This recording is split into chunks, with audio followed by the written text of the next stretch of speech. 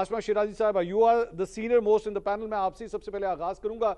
बड़ा तेज रफ्तार तरीके से आज जो है दरख्वास्त भी जमा हो गई, नैब के प्रोसिक्यूटर भी अदालत में आ गए, सब कुछ आनन फानन हो रहा है। लग रहा था जैसे शहबाज स्पीड के तहत सब कुछ चल रहा है। मेरा ख्याल है मंसूर, ये मुआवजे पहली बार तो नहीं हुए और ये मुआवजे पाकिस्तान में होते रहते हैं। 18 में कोई और था, अभी कोई और है, उससे पहले कोई और था। तो मेरा ख्याल है कि ये उसी ये हरकत में जो बरकत है, ये उन्हीं मुआवजों की जो है वो एक तरह से देखा जाए तो उसकी निशानी है। लेकिन ये होना था। और क्या प्रोसिक्यूटर वो वहां पे मौजूद, जब उनसे सवाल किया गया कि आप यहाँ पे हैं, मौजूद हैं, तो वो तो यहाँ पे नहीं आए, इसको कल तक के लिए कर ले। तो उन्होंने कहा नहीं, मैं यहाँ पे मौजूद हूँ। तो वो भी मुआवजाती तौर पर वहां पे पहुंच गए। तो देखिए, ये पाकिस्तान की तारीख का अलमिया है मंसूर, और ये आपने भी कई बार देखा, हम भी देख रहे हैं। एक एक दफा आंख का तारा, दूसरी दफा आंख का तारा। मगर ये अनफॉर्चुनेट है, ये बहुत ज्यादा बदकिस्मत है। 2018 में इसी मैनिपुलेशन को हम हाईलाइट कर रहे थे, इसी को हम बता रहे थे कि पाकिस्तान की सियासत जो है वो किस तरह से उसमें मुदाखलत होती है। और अब फिर हमें ये नजर आता है। तो सबसे ज्यादा अफसोसनाक बात यह है कि पाकिस्तान मुस्लिम लीग नवाज जो है वो किस भरते के ऊपर, जिसे कहना चाहिए, वो अपने ये तमाम अपनी कैंपेन चलाएगी और वो जो वोट को इज्जत दो था और वो सब नारा। तो मेरा ख्याल है ये एक बहुत अहम सवाल है। कम अज कम इतनी गलतियों के बाद अगर सियासतदानों ने नहीं सीखा, तो फिर इसके बाद कब सीखेंगे? आसमा साहब, मैं आज आपका प्रोग्राम देख रहा था। आपके प्रोग्राम में मोहसिन बेग साहब तशरीफ लेकर आए हुए थे, and I want to use that quote, मैं आपके सामने रखना चाहूंगा। ही सेड नवाज शरीफ की वापसी में पूरा अरेंजमेंट ठोस तरीके से किया गया है। इसे चाहे डील, समझौता, अंडरस्टैंडिंग, जो मर्जी नाम दे दें, नवाज शरीफ का जाना भी नई मिसाल था और वापस आना भी।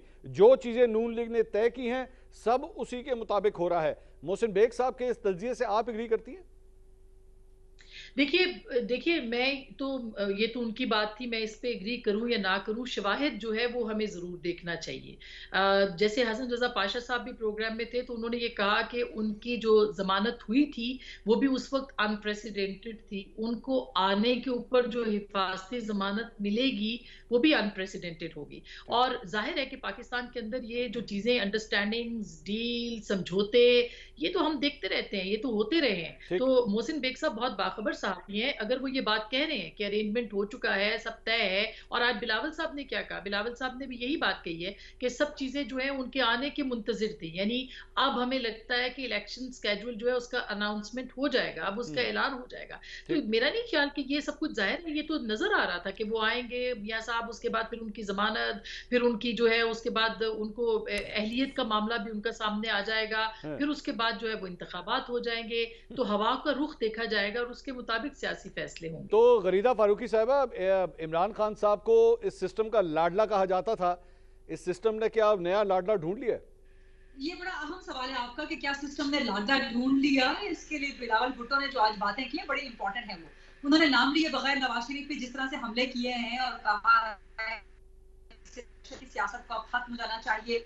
साथ उन्होंने ये भी कहा कि जी माजी में रहने वाला शख्स पाकिस्तान को आगे लेके नहीं चल सकता। फिर ये भी कहा बिलावल भुट्टो ने कि इस वक्त मुल्क को एक नई क़यादत की, नई सोच की जरूरत है और हम इंतकाम नहीं चाहते, हम माजी को भुला के आगे बढ़ना चाहते हैं। जो हुआ सो हुआ, 2018 में जो सिलेक्शन हुई सो हुई, अब आगे बढ़ें, मुफाहमत के साथ आगे बढ़ें। तो एक तरह से ना सिर्फ नवाज शरीफ का और मुस्लिम लीग नून का सीवी, उनका प्रोफाइल डाउन करने की कोशिश की है बिलावल भुट्टो ने, बल्कि अपना सीवी, अपना प्रोफाइल अप करने की भी कोशिश की है। लेकिन ये बात तो सबको पता है, शहबाज शरीफ जब वज़ीर आज़म थे, उनकी जो आखिरी इंटरेक्शन थी हम सहाफियों के साथ, उन्होंने खुद कहा कि जी मैं 30 साल से एस्टैब्लिशमेंट की आंख का तारा हूँ। और अब वो आंख का तारा, मेरा ख्याल है कि वो दोनों आंखों के तारे, एक तारा शहबाज शरीफ, दूसरा तारा नवाज शरीफ। तो सवालात तो उठेंगे और फिर मुस्लिम लीग नून किस तरह से इन सवालात का सामना करेगी। जिस तरह से आज हमें नजर आया है इस्लामाबाद हाई कोर्ट में, नैब का नुमाइंदा पहले से वहां मौजूद था। कैसे मौजूद था? नैब को तो नोटिस ही नहीं हुआ था। तो ये कहां से कोई गैबी इमदाद नैब की तरफ से आ गई थी? कोई नैब की खलाई मखलूक कैसे हाजिर हो गई थी बगैर नोटिस के? अब कल नैब को नोटिस हुआ है, अब देखते हैं कल नैब वहां पे क्या जवाब देती है। उसूलन तो अगर आप केस के मेरिट पे जाएं तो नैब को कहना चाहिए कि जी मुल्जिम या मुजरिम बेशक आए और उसको हमारे हवाले किया जाए, उनको हिफाजती जमानत ना दी जाए। नैब का जो मौक़िफ़ है वो तो ये होना चाहिए। और कानून में भी जितना मेरी कानूनदानों से बात हो रही है, वकीला वगैरह से बात हो रही है, वो कह रहे हैं कि जिस वक्त सजा मुअत्तल होनी चाहिए। इंटरेस्टिंग चीज ये है कि इमरान खान का सहारा ले रहे हैं नवाज शरीफ।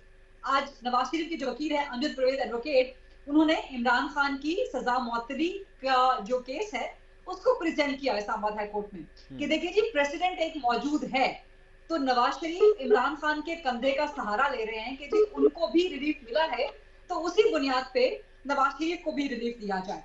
लेकिन जो आनंद फानंद जिस तरह आपने भी कहा शहबाज स्पीच की तरह से सब कार्रवाइयां हो रही हैं, और एक और चीज बहुत इंपॉर्टेंट है, या तो मुस्लिम लीग नून को यकीन है या उनको यकीन दिलाया गया है कि उनको कल ही कल हिफाजती जमानत मिल जाएगी, क्योंकि फिर उसके बाद तो छुट्टियां हो जाएंगी, सैटरडे संडे है, फिर नवाज शरीफ की वापसी 21 अक्टूबर का दिन है, कल सिर्फ एक वर्किंग डे है इस्लामाबाद हाई कोर्ट का, तो या तो हिफाजती जमानत मिलनी है तो कल ही मिलेगी, कल नहीं मिलेगी तो इसका मतलब है कि नवाज शरीफ जब इस्लामाबाद लैंड करेंगे, पाकिस्तान लैंड करेंगे, तो फिर उनको अगर हिफाजती जमानत नहीं होगी तो उन्हें अरेस्ट करना पड़ेगा। तो या तो मुस्लिम लीग नून को यकीन है या उनको यकीन दिलाया गया है कि जी आपको आखिरी लम्हात में हिफाजती जमानत हर हाल में मिल जाएगी, क्योंकि अगर आपको यकीन ना होता तो आप कम से कम मार्जिन देते ना, कम से कम एक हफ्ते का 1.5 हफ्ते का मार्जिन देते कि ठीक है जी हम हाई कोर्ट जाएंगे, हाई कोर्ट से हमें नहीं मिलती हम अपील के लिए सुप्रीम कोर्ट चले जाएंगे, कोई टाइम फ्रेम नहीं दिया गया। ठीक, तो यानी कि आपको यकीन है कि कल ही कल जो आखिरी दिन है अदालत का आपको मिल जाएगी और आपको सुप्रीम कोर्ट भी नहीं जाना पड़ेगा इन केस आपकी हाई कोर्ट से रिजेक्ट हो जाती है। तो ये सब चीजें सवालात को खड़े कर रहे हैं, और फिर वही है कि नून लीग किस तरह सामना करेगी सहाफियों के सवालात का, नवाज शरीफ किस तरह सामना करेंगे कि किस तरह वो गए थे, किस तरह वो वापस आए हैं, और वापस आते ही इसकी सहूलियात। लेकिन मेरा ख्याल है कल के दिन तक का इंतजार कर लेना चाहिए। ठीक, मेरा नहीं ख्याल कि हाई कोर्ट अदालत कोई भी चीज कानून से बालातर करेगी, और अगर करेगी तो अदालत अपने ही कटहरे में खुद खड़ी हो जाएगी। अतर काज़मी साहब, किस सवालात का किस तरह सामना करेंगे नवाज शरीफ साहब, और गरीदा फारूकी साहिबा को पूरा यकीन है कि आइन और कानून के अंदर रहते हुए सब कुछ होगा, परेशान ना होइएगा, आपने घबराना नहीं है, सब ठीक हो रहा है? नहीं, जहाँ तक सवालात का सामना है तो मियाँ साहब कभी किसी ऐसा कोई सवाल लेते हैं कि जहाँ पे कोई ऐसा बंदा सवाल कर दे जो उनके लिए मुश्किल बन जाए? आप उनको रिक्वेस्ट डाल दें कि आपको इंटरव्यू दे दें, तो फिर हमें पता चल जाएगा कि वो सवालात का सामना किस तरह करेंगे। नहीं, ऐसी बात तो वो तो उनकी तारीख रही है, वो लंदन में बैठे रहे, आलमी मीडिया के ऊपर उन्होंने कितने इंटरव्यू दिए। नहीं अतर साहब, ऐसी बात नहीं है, वो जर्नलिस्ट को इंटरव्यू देते हैं। आसमा साहिबा को उन्होंने इंटरव्यू दिया हुआ है, मेरे ख्याल में गरीदा फारूकी साहिबा को भी शायद, मुझे याद नहीं इंटरव्यू दिया हुआ है कि नहीं दिया हुआ, लेकिन वो देते हैं, ऐसी बात नहीं कि वो नहीं देते।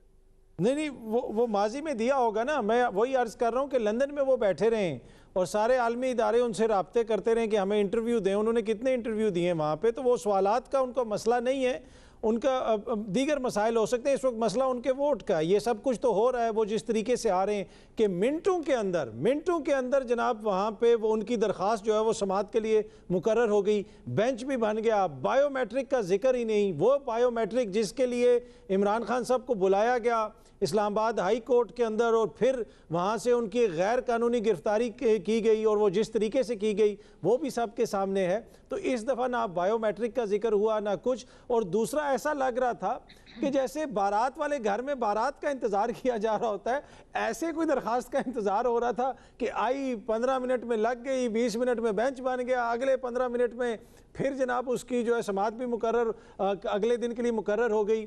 और यहाँ पे देखें, अदालतें नोटिस करती रहती हैं, कोई बंदा आता नहीं है, अफसर हाजिर नहीं होता। आज जिनको नोटिस भी नहीं किया था, नैब वाले भी वहाँ पे पहुँचे हुए थे,